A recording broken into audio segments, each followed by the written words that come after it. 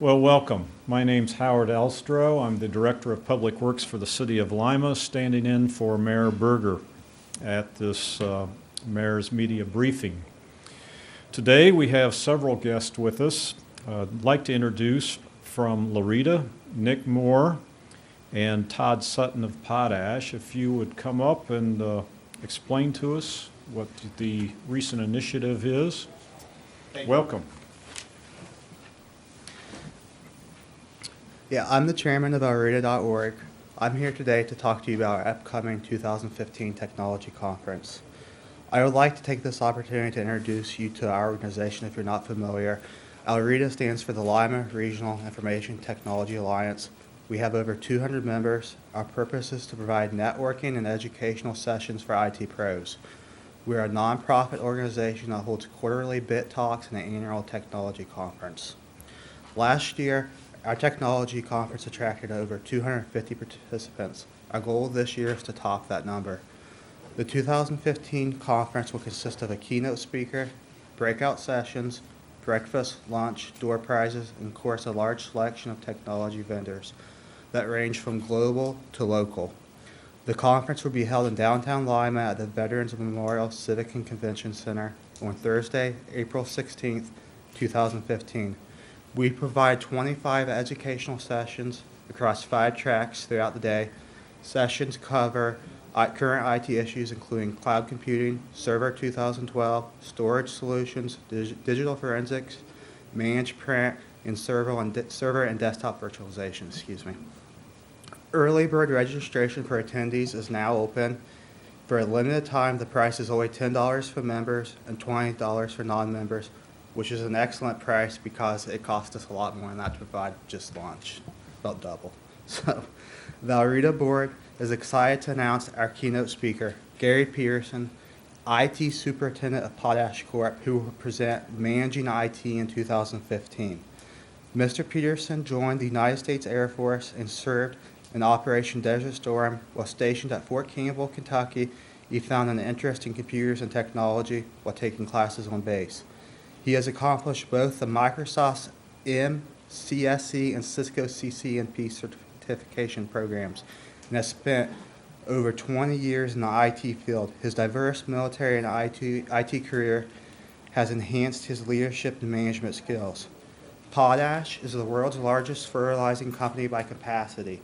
LRITA is looking forward to hosting Mr. Peterson at this year's event.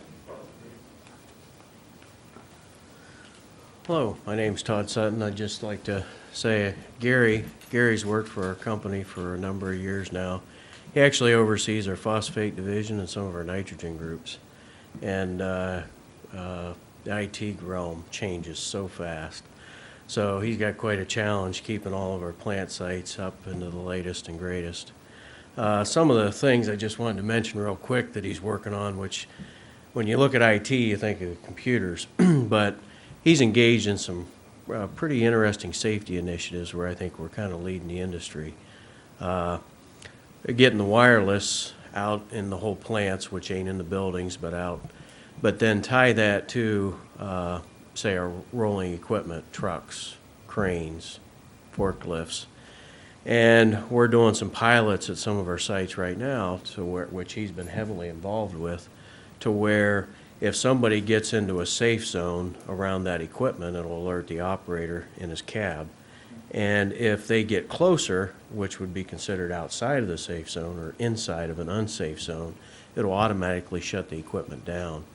So in addition to the IT realm where we think computers and all that, he's really bridged out and trying to lead us in the effort to incorporate this to make our plants even safer.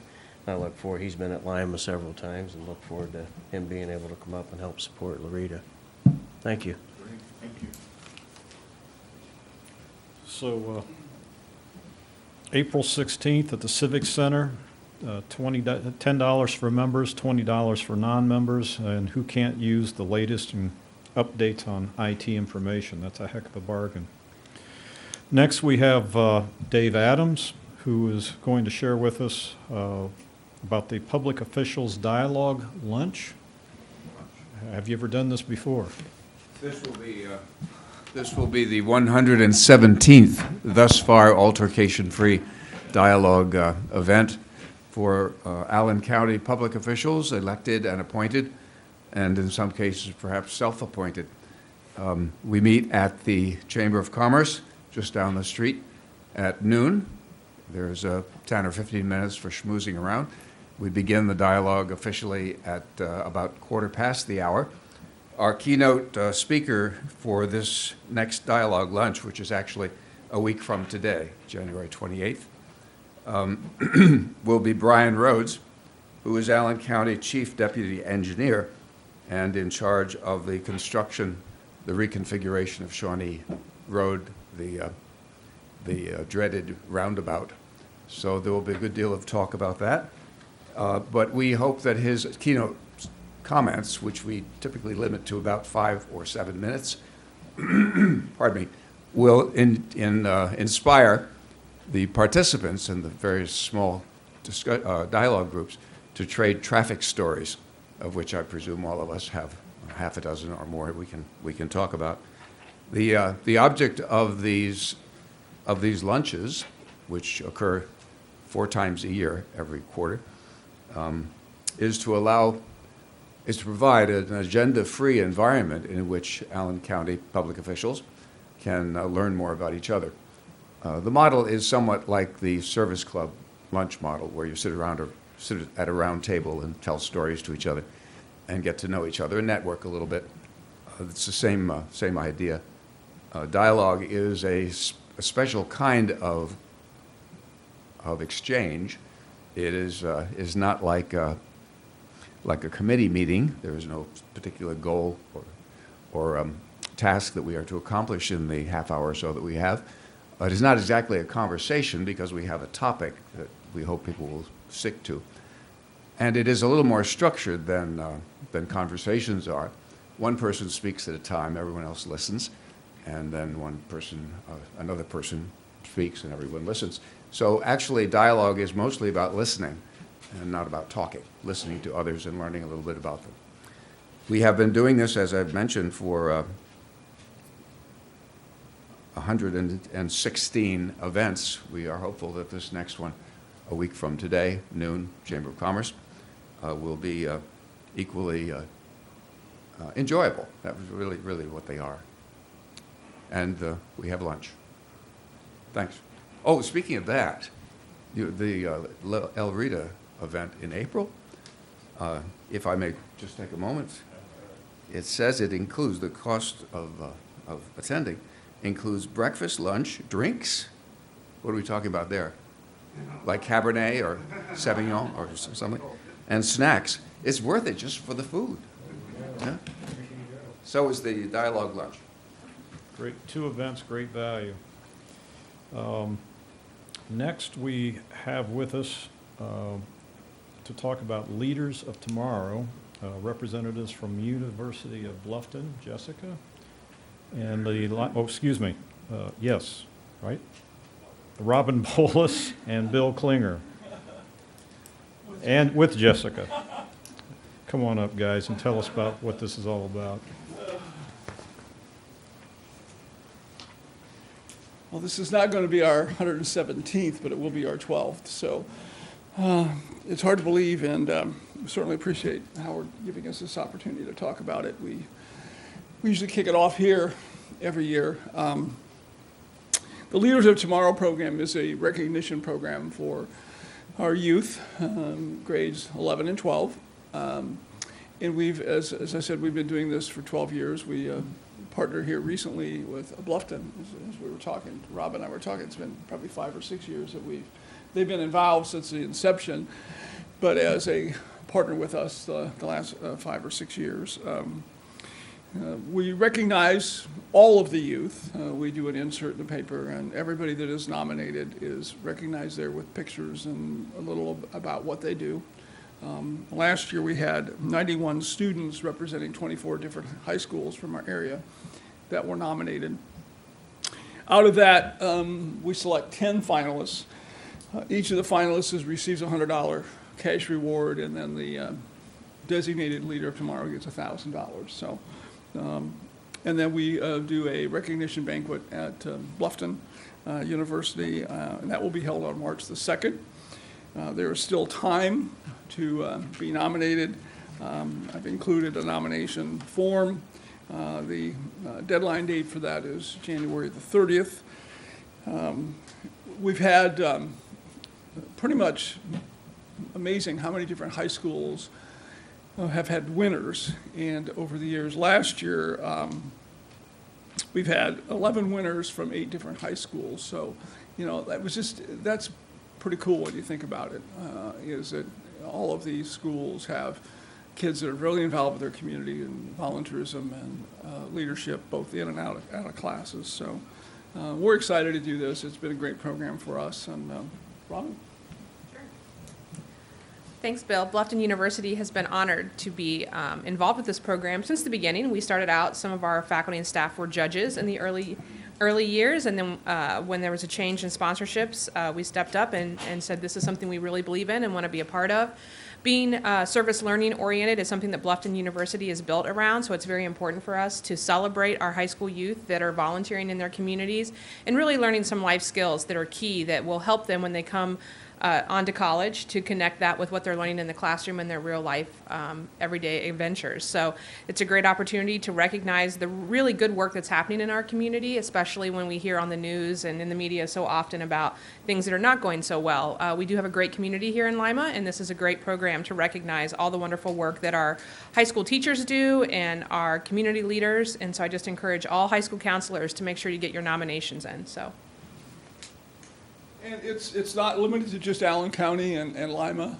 Actually, we have a 9 or 10 county service area, and we have had winners from pretty much all those counties and all those schools as well. So if you know of someone and that you would think in terms of would be a good nominee, pass the form on to them, and then it gets channeled back through their individual schools.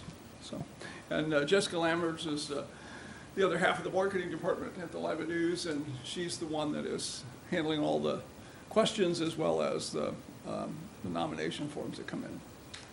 And Bill, if one was interested in nominating, where would they find these applications? Is there any easier place to access these? Are they online? The individual school counselors have them, and I think we do have a PDF available online. And we've also sent them out through some social media as well. At the Lima News site or Bluffton College site? Yep. Both, yeah. So, okay. That's it. Okay. Thank you.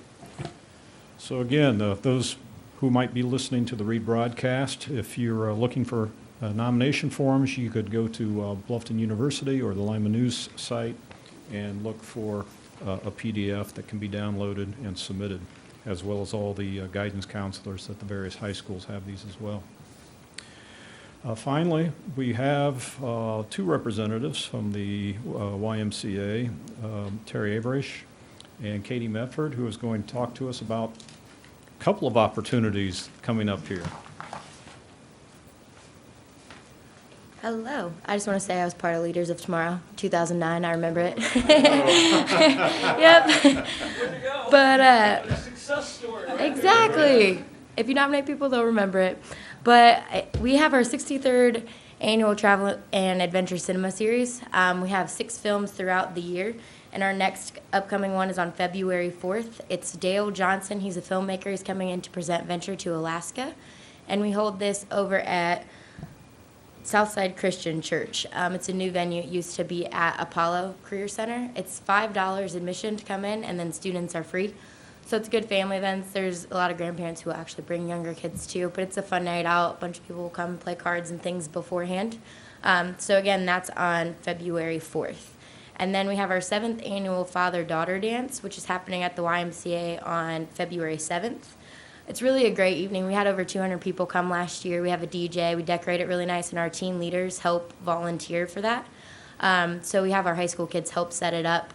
And it's just a night out where daughters get dressed up. They'll be in dresses, and dads have ties on and everything. So it's a good event for dads to show their daughters how to treat a young lady. And you can get your tickets at the YMCA. They're on sale now. And it's $5 for non-members and free for members. So yeah, please feel free to call if you have any questions. Is there an age group that's the daughters are to be in? With the daughters, last year we had anywhere from 1.5 years old up to like 12. So the young ones, you could see them going out on their dad's shoulder, with their heads down around 8 o'clock. But it was fun to have the little ones there. Thanks, Katie. We also have coming up in February, we're fortunate enough to have the Steve Lochte Swim Clinic, and it's going to be held on Sunday, February 15th. In the morning, there's a session for 9 to 12-year-olds, and in the afternoon, 1 to 4 for 13 and up. Now, Steve Lochte is a ASCA Level 5 swim coach, and he's the father and the developmental coach of 11-time Olympic medalist Ryan Lochte. So this is a great opportunity for young athletes in the area to be coached by one of the best coaches in the world. They really should try and make it to this event.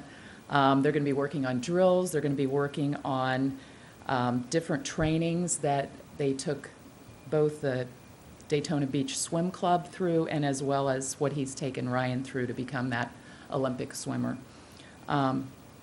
It's $75 per swimmer, and 9 to 12-year-olds are 9 a.m. to 12 p.m. on the 15th, and 13 and up are 1 to 4. If somebody just wants to be a spectator and watch the event and kind of maybe coaches that want to see what kind of drills they put the kids through, it's $30 for spectators.